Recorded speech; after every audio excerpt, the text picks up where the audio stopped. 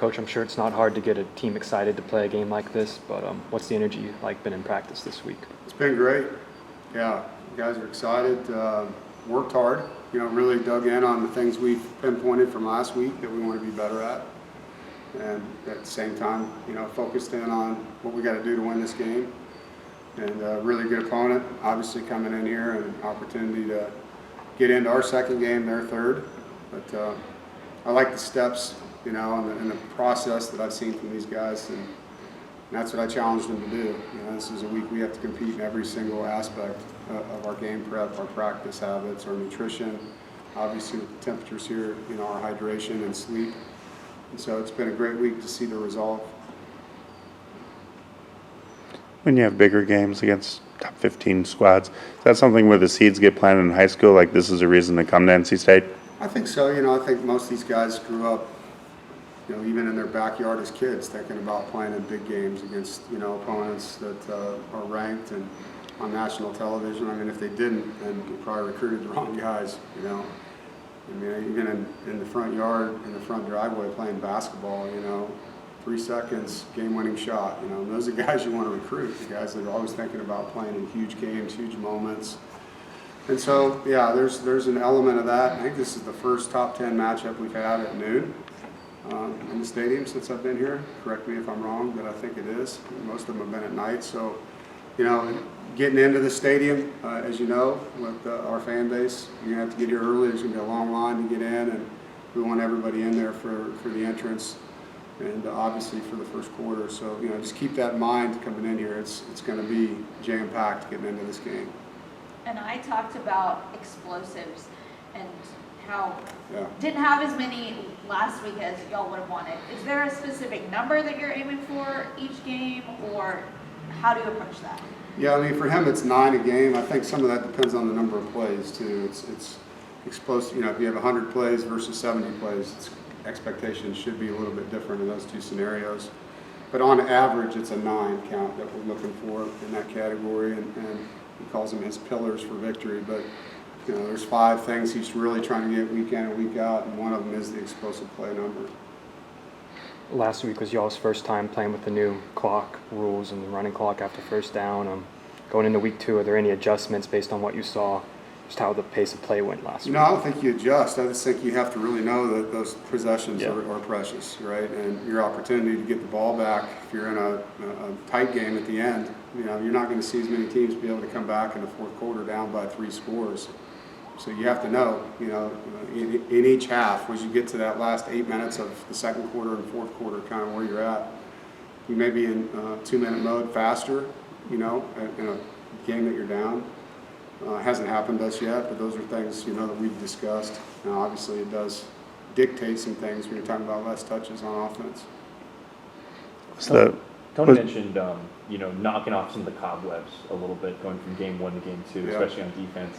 When you see that improvement from game 1 and game 2, what is it? Where do those improvements come from? What areas of the game? It's different every year. In this game, obviously, we gave up a couple big runs, and so why did that happen? Guys got cut out of their gaps. So, gap integrity, what we call block destruction on defense, taking on a block, getting off a block. Those 2 things need to be better. So those are 2 areas that we would say we were successful in if we do that after this week.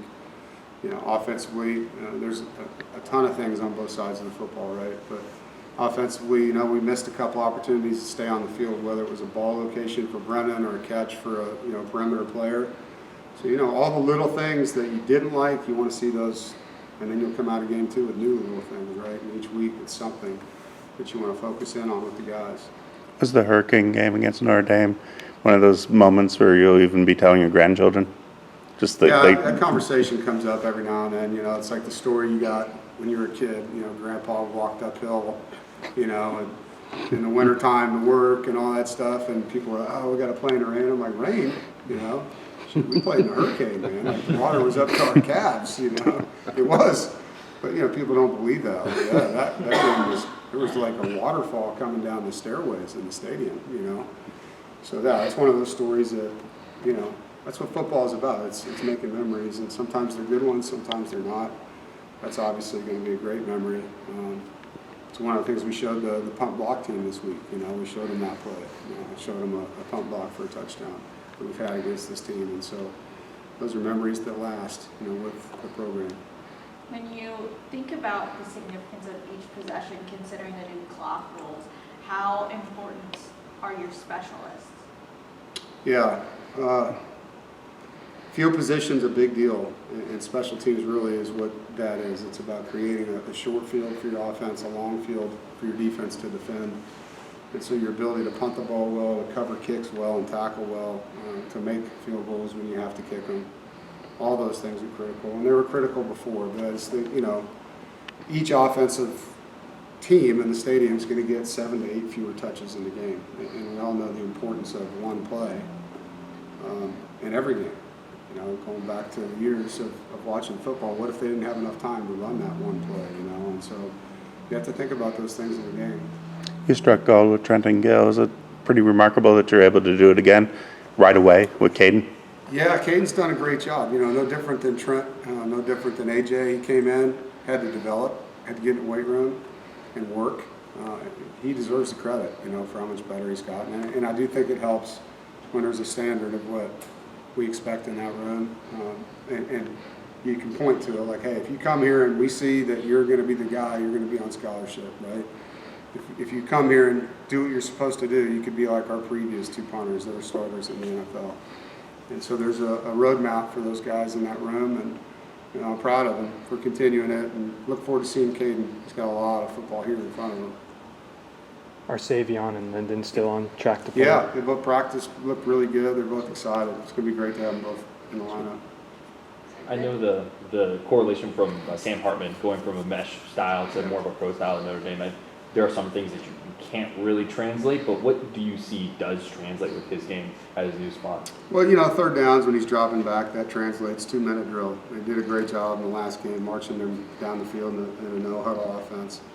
So you see his comfort level in those scenarios, which, you know, in that offense he was in before, he was spread out a lot and was throwing the football a lot. So that's where you see that's the guy we defended all the time. You know, when he's under center, handing off counter and things like that, it's different, you know.